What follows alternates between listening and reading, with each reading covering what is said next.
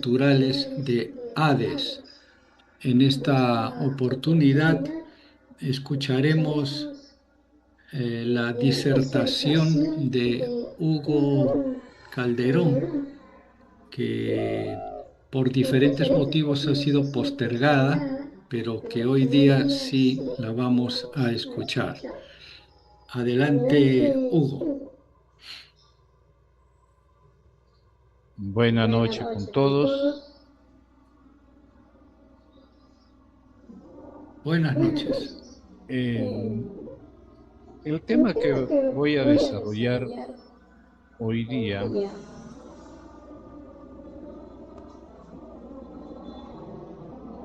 viene a raíz de una conversación cuando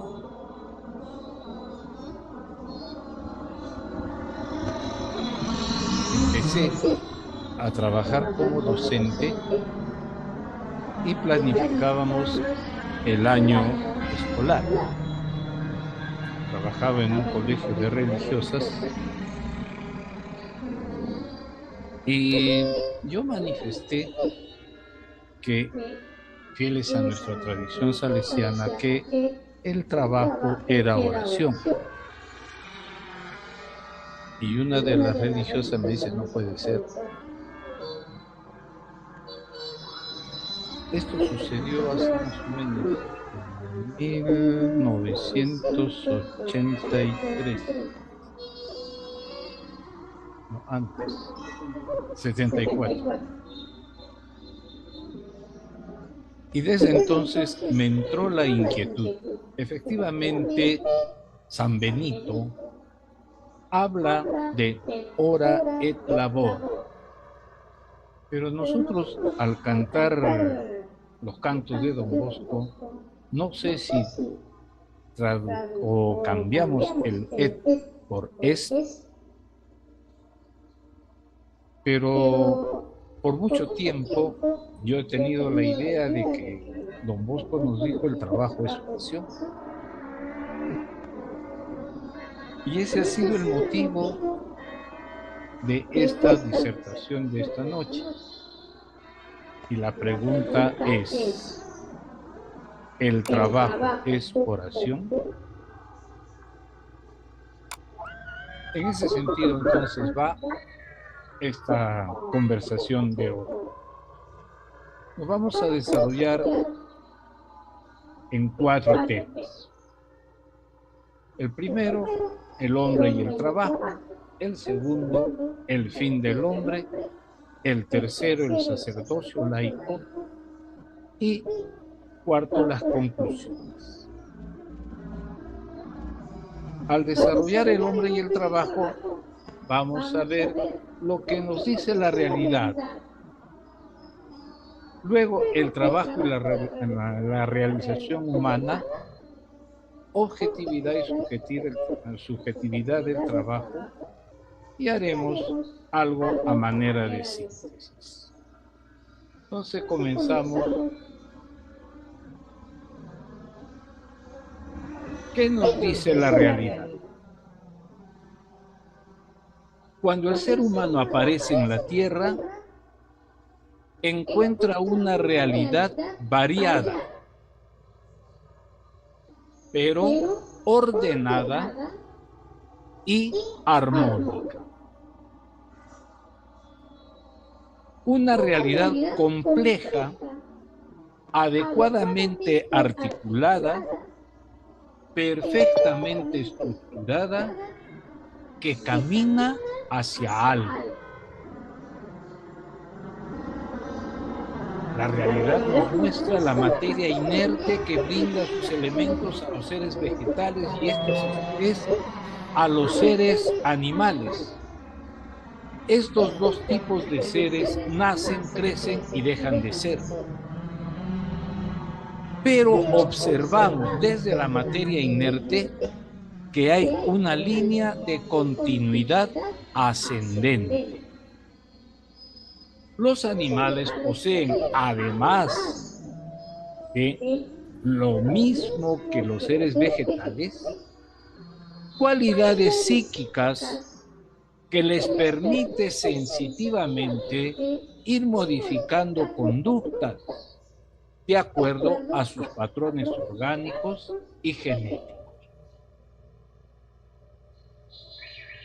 En la cima de este proceso está el ser humano.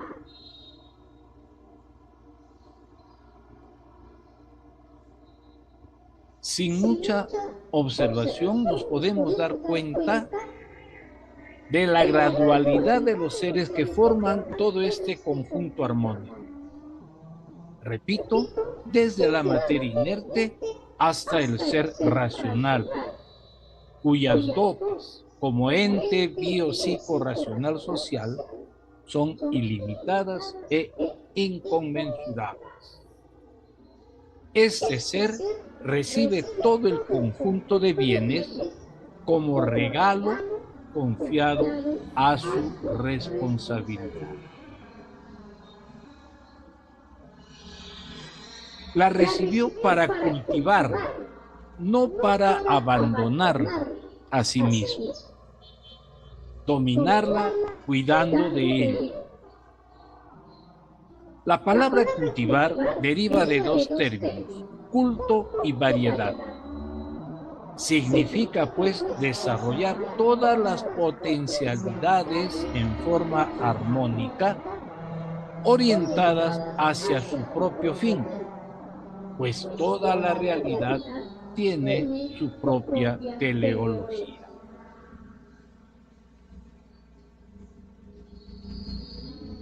Las realidades existentes buenas en sí mismas existen en función del hombre. Por eso el ser humano es el responsable, el cultivador de cuanto ha recibido y no puede hacerlo sino a través de sus actividades sistemáticas y orgánicas, vale decir, el trabajo humano, pero dentro del marco teleológico de cuanto existe.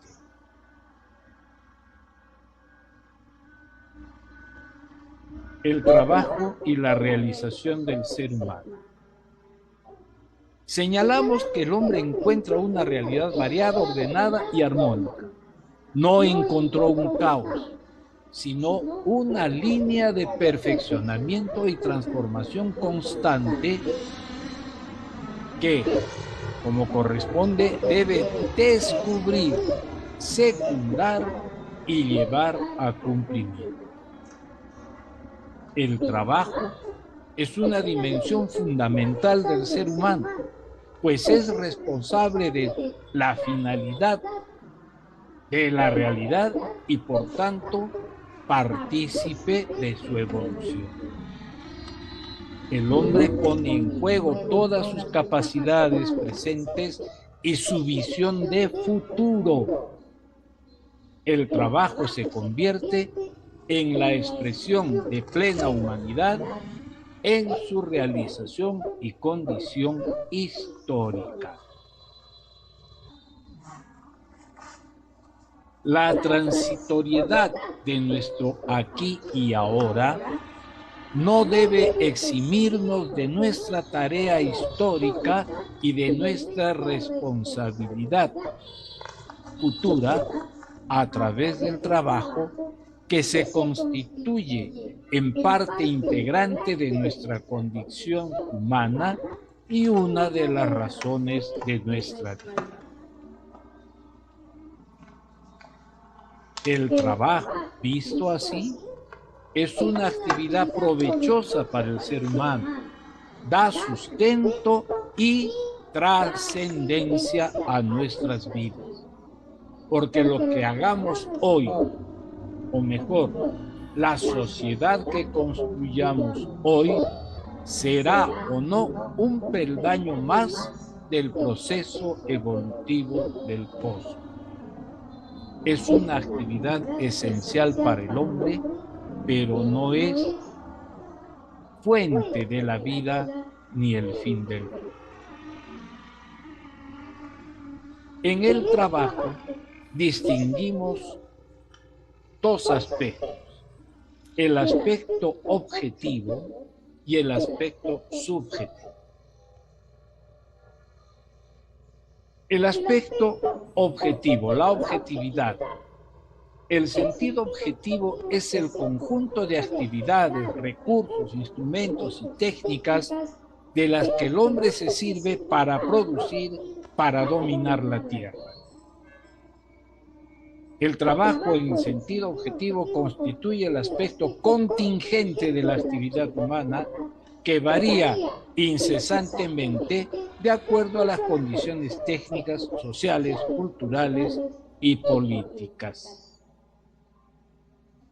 En la subjetividad, el trabajo en sentido subjetivo es el actuar del hombre en cuanto ser dinámico, capaz de realizar diversas acciones que pertenecen al proceso del trabajo y que corresponden a su personal visión teleológica. El sujeto del trabajo es persona, un ser subjetivo capaz de obrar de manera programada y racional, capaz de decidir acerca de sí y que tiende a realizarse a sí mismo. El ser personal otorga al trabajo un valor estable. No depende de las circunstancias, sino solo y exclusivamente de su dignidad de ser personal. No es una mercancía, un elemento impersonal, ni un recurso, por más que las empresas digan recursos humanos. Esta distinción es decisiva, tanto para comprender cuál es el fundamento último del valor y de la dignidad del trabajo.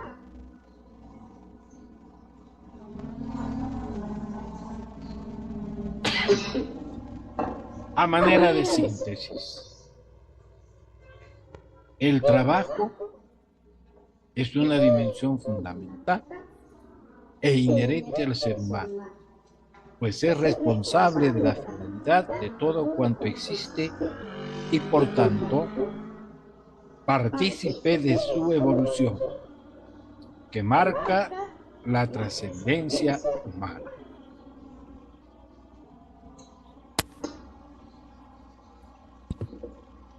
En nuestro tiempo es cada vez más importante el papel del trabajo humano en cuanto factor productivo de las riquezas inmateriales y materiales. Por otra parte, es evidente que el trabajo da un hombre que se conecta naturalmente con otros hombres y su destino final.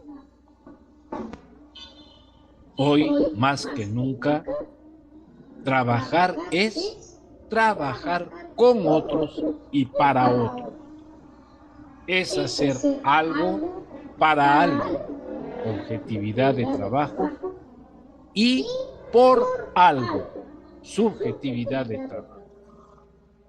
El trabajo es tanto más fecundo y productivo cuanto el hombre se hace más capaz de conocer las potencialidades productivas de la tierra, de la realidad, y ver en profundidad, subjetividad del trabajo, las necesidades de los otros hombres con quienes y para quienes se trabaja. Dice Juan Pablo II en el número 31 de la 80º año.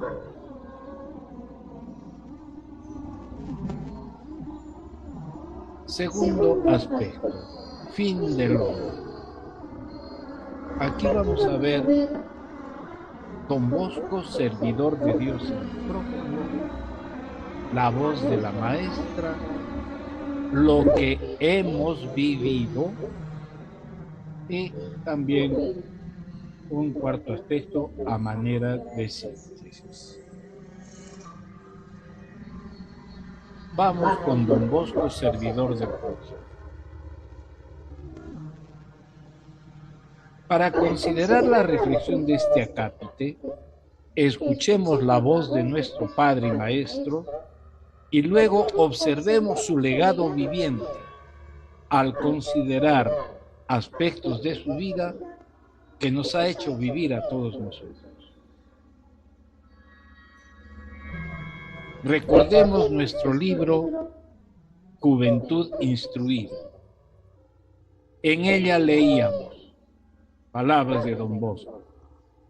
Considera, hijo mío, Dios te ha amado siempre y te ama aún como tierno Padre.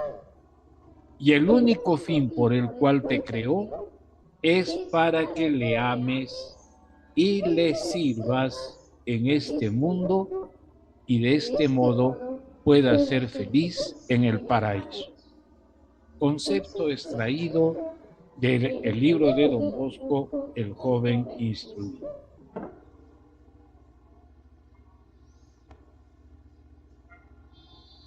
La vida de Don Bosco no es otra cosa sino la concreción, la vivificación de la sentencia de San Juan en su primera carta. Si alguien afirma, yo amo, sirvo a Dios, pero odia, no sirve a su hermano, es un mentiroso.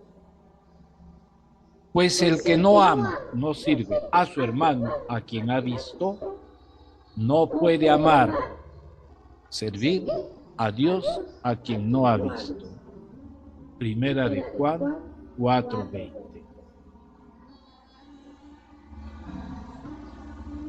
Sin lugar a duda, podemos aplicarle a Don Bosco las palabras de San Pablo, omnibus omnia factus sum. Me he hecho todo para todo. Describir cómo nuestro Padre y Maestro se hizo todo para todos por el reino sería inacabable. Pero permítanme hacer una mención rápida. De pequeño, Saltimbanqui y la Sociedad de la Alegría. En los albores de su sacerdocio, los oratorios. Posteriormente, las escuelas diurnas y nocturnas, colegios, seminarios, escuelas profesionales, escuelas agrícolas, las misiones, el educador, el predicador, el escritor, el editor, biógrafo, diplomático, confesor, fundador, organizador y hasta pionero de los contratos de trabajo.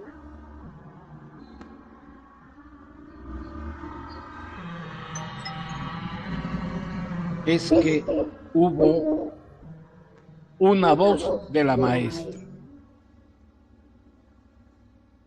La primera sesión de aprendizaje de tan excelsa maestra, como ya sabemos, se produce en lo que modestamente llamamos el sueño de los 9 años.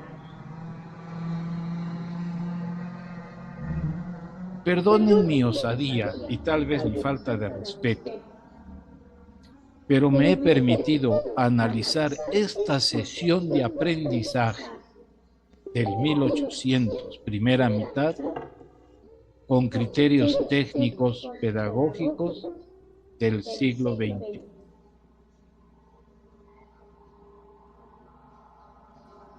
Cuando los educadores nos planteamos una sesión de aprendizaje, consideramos una secuencia de elementos en búsqueda de un proceso que garantice lo que aspira a lograr, es decir, un proceso didáctico y eficiente.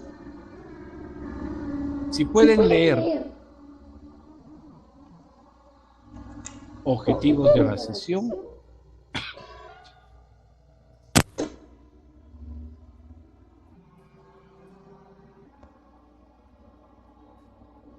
que deben formularse en términos del alumno.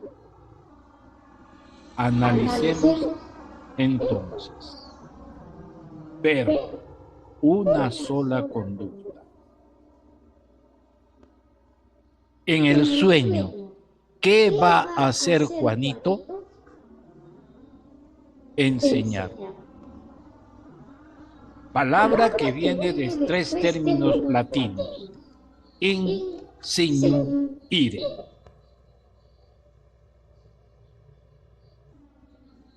Contenido. ¿Qué debe enseñar Juanito? Nuestra responsabilidad como seres humanos ante Dios y ante la comunidad universal. Eso es lo que tiene que enseñar. Dicho en palabras de Don Bosco, la fealdad del pecado y la hermosura de la virtud. Don Bosco habla del pecado en muchísimas ocasiones. Yo quiero destacar en una intervención de él cuando se refiere al sentido de responsabilidad. Dice Don Bosco que nuestra responsabilidad es ante Dios y ante los hombres. Que usemos constantemente aquella pregunta de San Bernardo: ¿ad quid viniste? Y la respuesta es: para amar y servir a Dios. Ya hemos comentado esto de nuestro Padre. En otra ocasión nos dirá que el pecado obstruye el flujo de la gracia y que la virtud es importante, pues sin ella, decía Don Bosco, las cosas en casa no pueden marchar bien.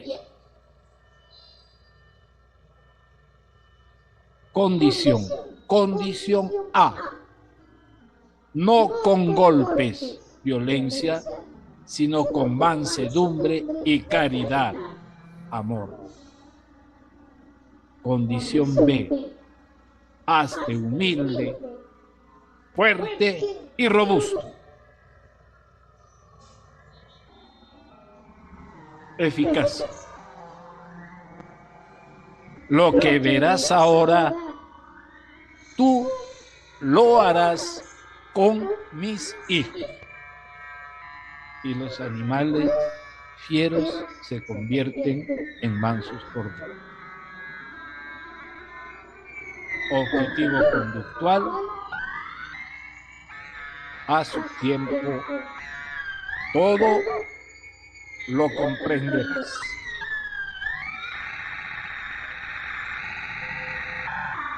Amigos, es la voz de la maestra.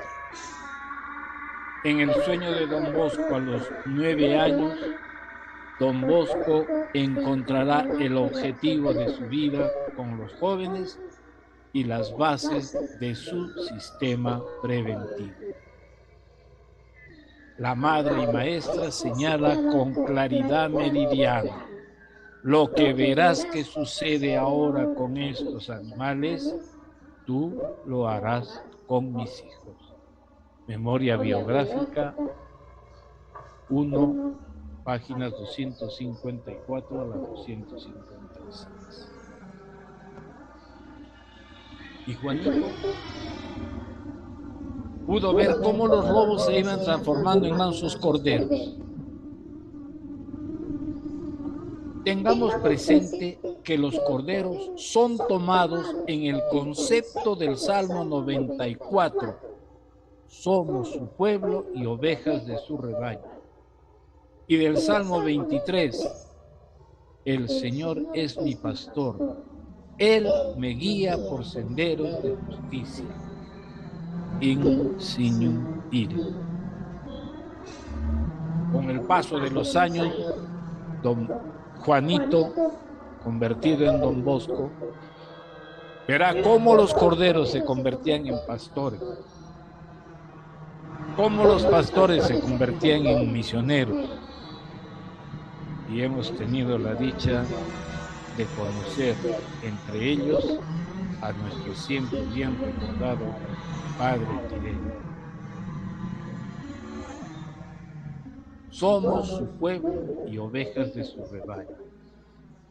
Somos su comunidad, unida por el amor, por la razón, la ciencia y por la religión, es decir, relación hombre-Dios, relación hombre-hombre.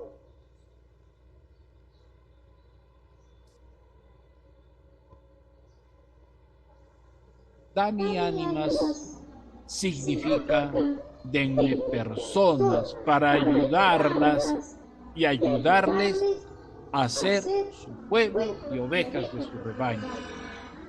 Que sean capaces de ayudar a otros a formar parte de este rebaño para convertirlo en pueblo.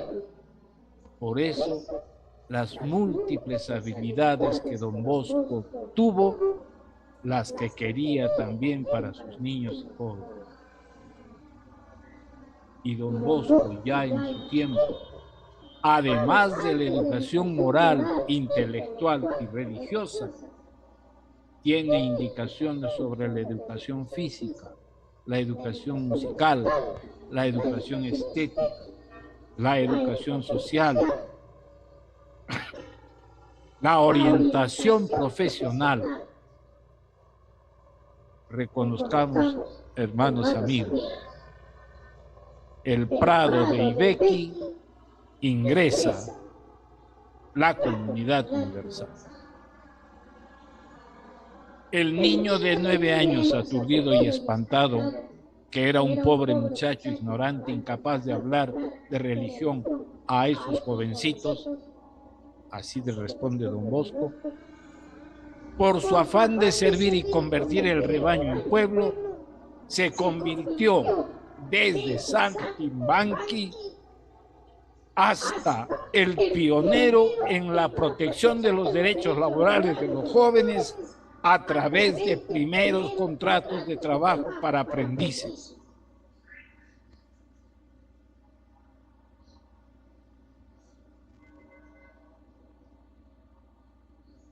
Hasta donde he podido llegar y averiguar en la Europa de la mitad del siglo XIX, 1948, existía derechos del trabajo, pero como un derecho de trabajo para sí mismo. Alquilaban campos para hacerlo producir. Vamos a decir que aparecen las primeras normas de trabajo para otros. En ese contexto, en 1851 y 1852, Don Bosco redactó y firmó contratos donde se establecían condiciones laborales justas para los jóvenes aprendices, asegurando su formación, su salario y descanso. Estos contratos, que contaban con la firma del aprendiz, del patrón, la de Don Bosco y eventualmente de sus padres, fueron un hito en la historia del trabajo y sentaron las bases de los derechos laborales modernos, según dice la inteligencia artificial.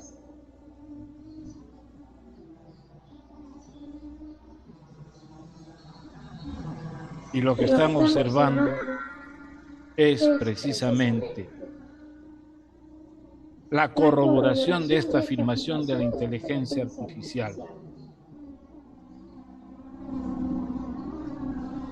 Esto nos muestra que Don Bosco fue un hombre proactivo. Irrumpe en la historia de Italia debido a la inadecuada relación de la sociedad con la juventud y la niñez. Pero no se detiene en buscar una relación conmutativa, una relación distributiva o una relación legal. No. Don Bosco intuye, cito a José Miguel Núñez Salesiano, Don Bosco intuye la urgencia de reconocer a los niños y a los jóvenes como personas y en consecuencia su dignidad. Basta con leer a profundidad los apuntes sobre su sistema preventivo. Recordemos que trabajó con lo último de la sociedad, los niños sin futuro. Juan Bosco fue un místico con los ojos abiertos, un hermeneuta de la realidad que no se contentó con ofrecer pan, techo y perspectivas de un futuro mejor a los jóvenes con los que trabajó, sino que con su proyecto hizo palanca en el tejido social para cambiar las estructuras injustas y ayudar a forjar un orden nuevo. Sigue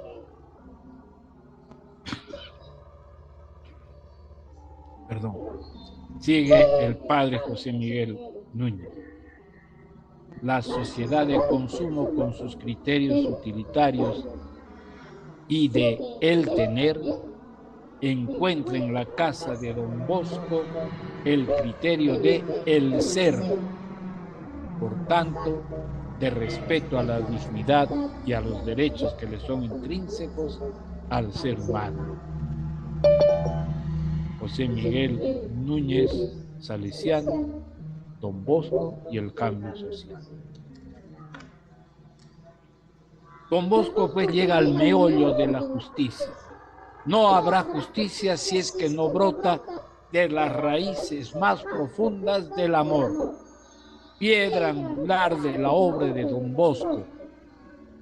El objetivo general de su propuesta educativa lo sintetiza en buenos cristianos y honestos ciudadanos.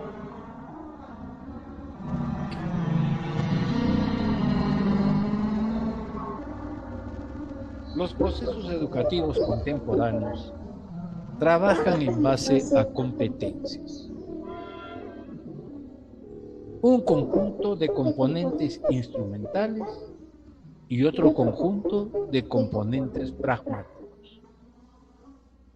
Referirnos pedagógicamente a ambos no es la intención de esta noche. Solo hacer un listado de lo que se llama el componente pragmático. Dice, procesos de comprensión, de interpretación, de consenso, de articulación, de pluralidades. Los saberes son un abanico de posibilidades. Privilegio, integración de saberes, operaciones de ordenamiento y combinación formal de datos, construcción de significados. En este marco referencial, daremos una mirada rápida a lo que hemos vivido, recordando cómo hemos experimentado procesos que nos han permitido armonizar la articulación de nuestros conocimientos con la operatividad de los mismos en la vita vissuta. El proyecto de Don Bosco se propone formar buenos cristianos y honestos ciudadanos. Recordemos lo que acotamos al sueño de los 9 años. Somos pueblo y ovejas de su rebaño. Transformar su grupo de educandos con un todo sistematizado, un colectivo orgánico de saberes estratégicos con habilidades y capacidades pertinentes.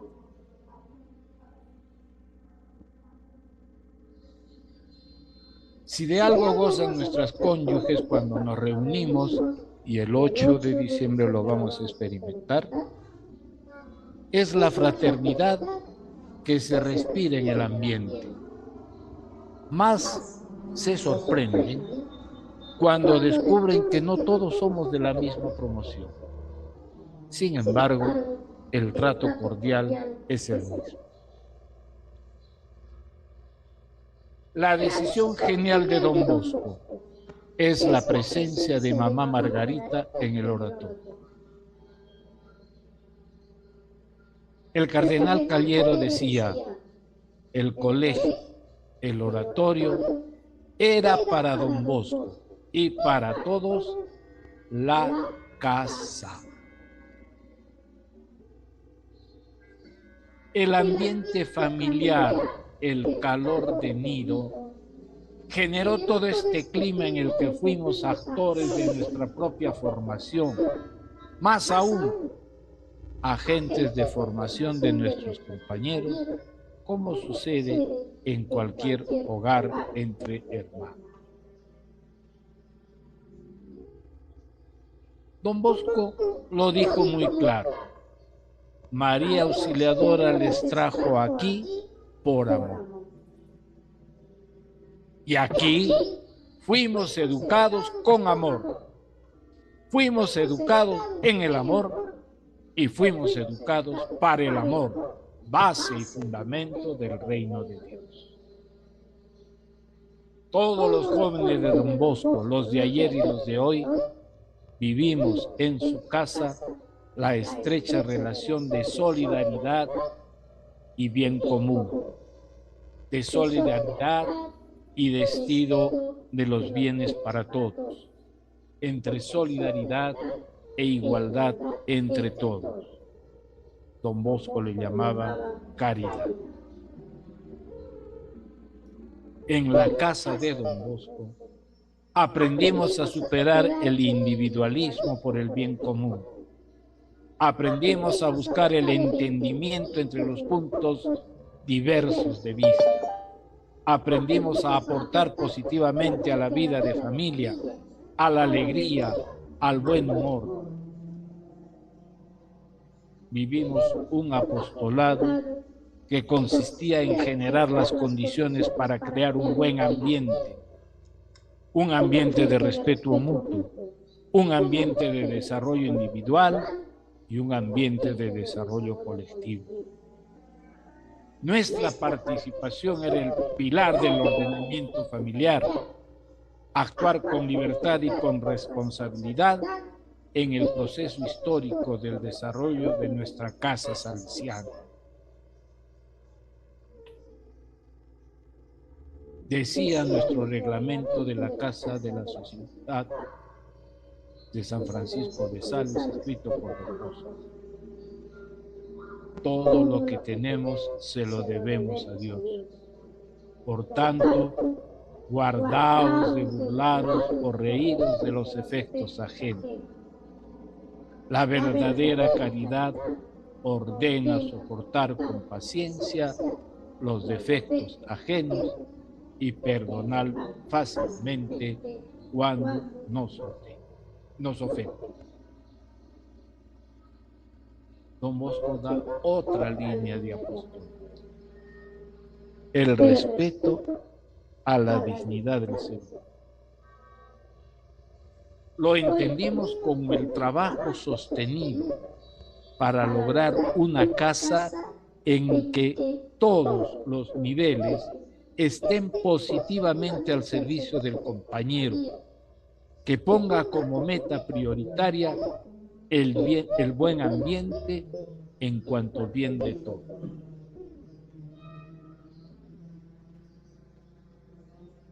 Don Bosco instituyó las compañías y Domingo Savio contribuyó con la más apostólica, la Inmaculada.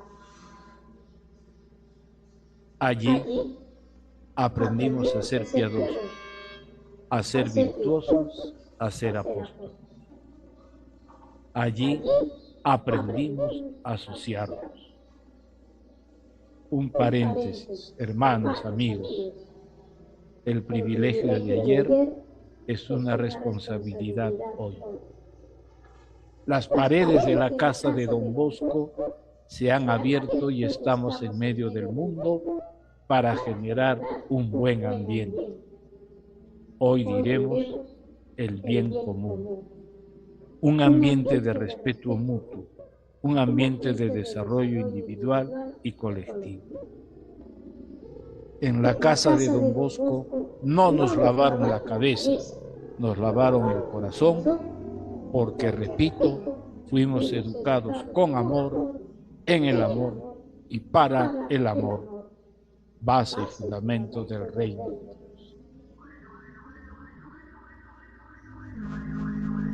A manera de síntesis, en la casa de Don Bosco fuimos preparados para hoy.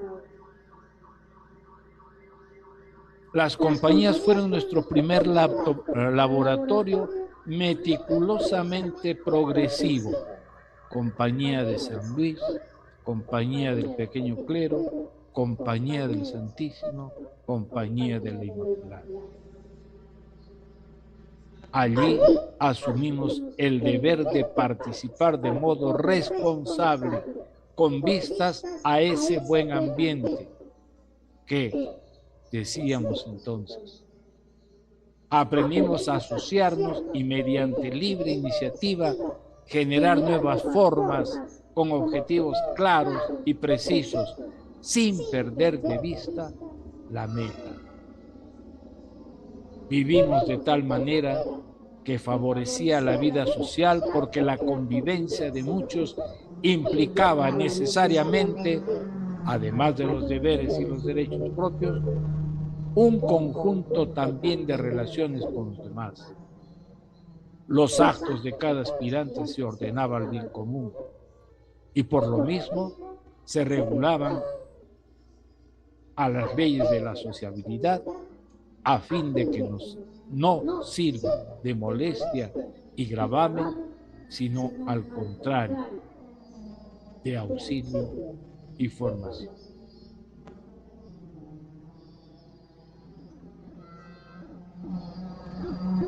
Tercer tema: el laico y el sacerdocio del laico.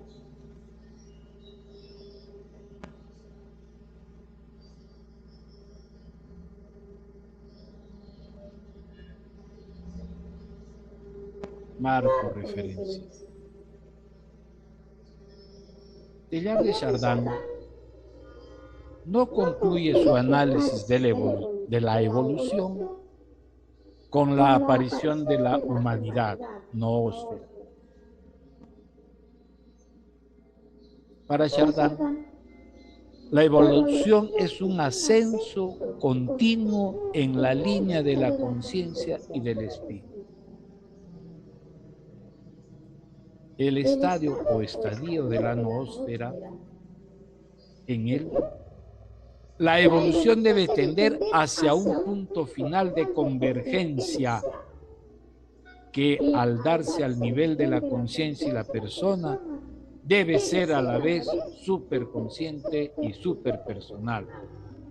Vale decir, unión de todas las conciencias y todas las personas, y con ellas todo el universo encontrará su consumación.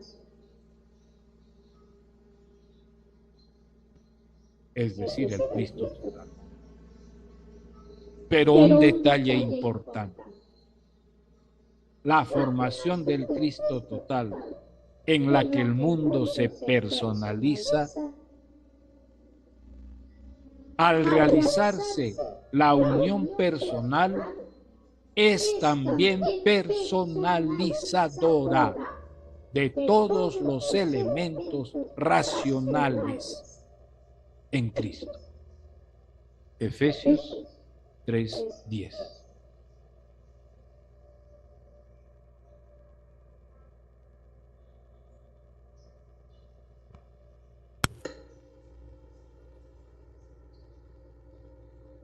Dice el Vaticano II en la Lumen Gentium número 30. A los laicos corresponde por propia vocación tratar de obtener el reino de Dios gestionando los asuntos temporales y ordenándolos según Dios. ¿Qué significa según Dios? Brevemente, Dios es vida.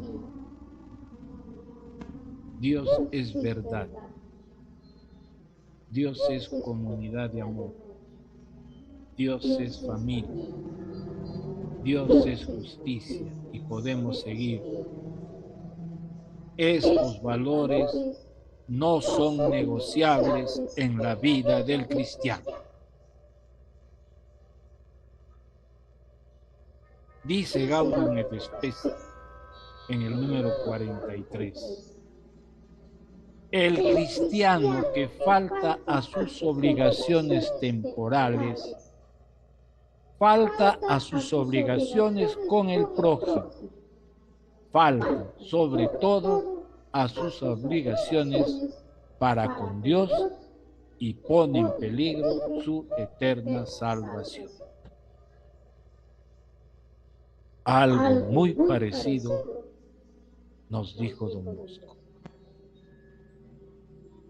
Alégrense los cristianos, dice Gaudium et Spes 43, de poder ejercer todas sus actividades temporales haciendo una síntesis vital del esfuerzo humano, familiar, profesional, científico o técnico con los valores religiosos, bajo cuya altísima jerarquía todo coopera a la gloria de Dios.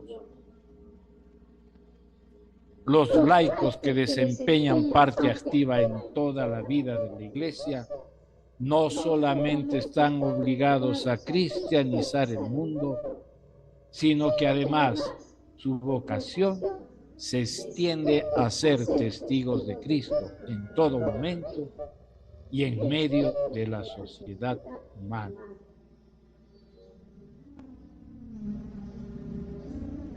Del mismo modo, en Lumen Gentium 33,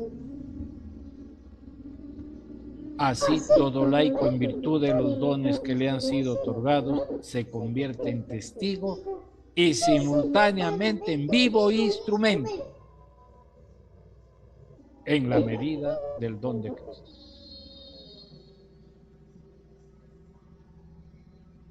Lumen Gentium 34, dado que Cristo Jesús, supremo sacerdote, quiere continuar su testimonio y su servicio por medio de los laicos, los vivifica con su espíritu, los impulsa, etc.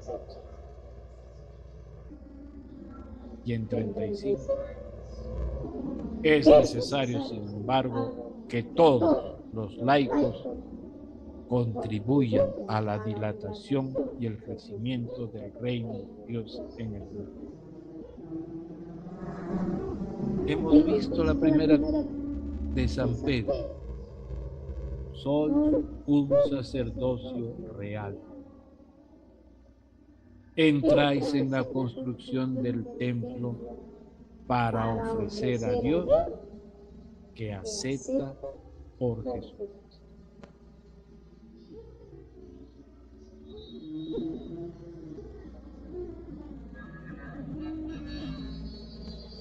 Convergencia de todo lo que existe. En Semana Santa, a cuya participación activa ninguno de nosotros se sustraía, participamos en la bendición del fuego y el cirio en la vigilia pascual, y el celebrante decía: Cristo ayer, Cristo hoy, Cristo principio y fin, Alfa y Omega. Suyos son los tiempos y los siglos. A Él la gloria e imperio por todos los siglos de la eternidad. El Jueves Santo cantábamos: donde hay caridad y amor, allí está Dios. Y Teilhard de Chardin nos dice: la caridad cristiana tiende a la unificación de todos los hombres, integrándose por su convergencia común en Cristo.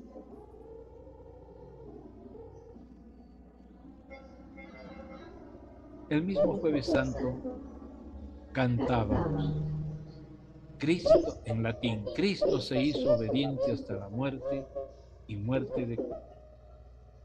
Por eso Dios lo levantó y le dio el nombre sobre todo nombre. De modo que al nombre de Jesús toda rodilla se doble en el cielo, en la tierra y en el abismo, y toda lengua proclame: Jesucristo es el Señor, para gloria de Dios. Cristo, omega, punto de convergencia. La cosmogénesis que no culmina en la noogénesis, se convierte en la cristogénesis.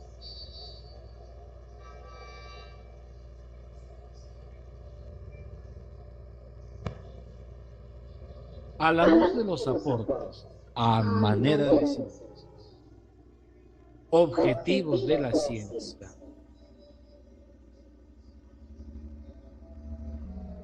que nos presenta un universo dinámico,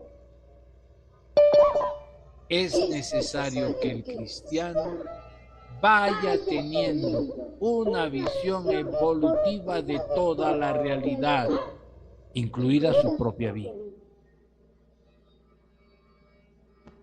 El amor al prójimo es el factor de convergencia del proceso evolutivo de la humanidad en Cristo. Todo esfuerzo humano, trabajo, en ascenso continuo en la línea de la conciencia y el espíritu, se incorpora en el proceso evolutivo del mundo.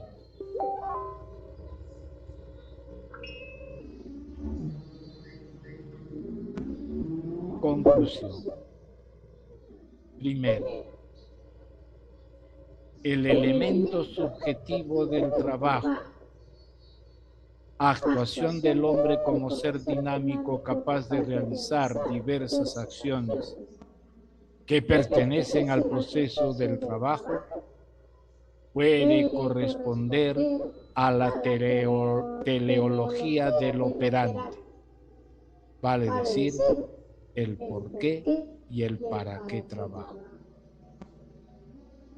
Segundo, nuestra experiencia en la casa de Don Bosco, por nuestra experiencia en la casa de Don Bosco, el amor a Dios y al prójimo es capaz de lograr una comunidad armónica en ascenso continuo en la línea de la conciencia y el espíritu. Tercero, el trabajo como proceso continuo de la conciencia y el espíritu incorporado al proceso evolutivo del universo constituye la acción litúrgica que como pueblo sacerdotal, con Cristo a la cabeza, entregamos al Padre, una creación cristificada. Cuarto, el trabajo desarrollado en esta perspectiva es oración, es liturgia.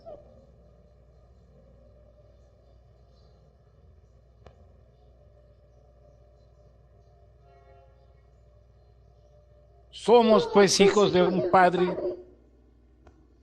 que viviendo en el siglo XIX tiene una vigencia plena hoy y posiblemente mañana y pasado y en el futuro.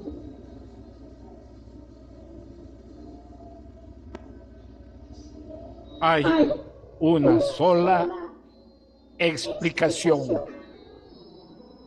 Yo te daré la maestra. Gracias por escuchar.